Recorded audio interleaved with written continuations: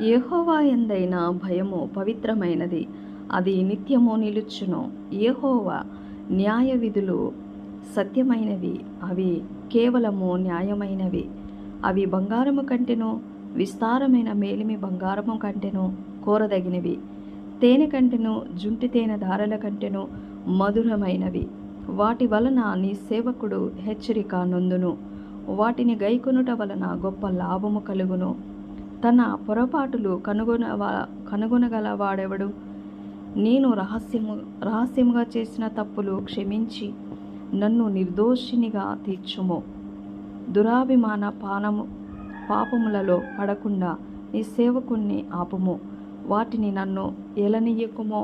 అప్పుడు నేను యథార్థవంతుడనై అధిక ద్రోహము చేయకుండా నిందారహితుడనగుదును.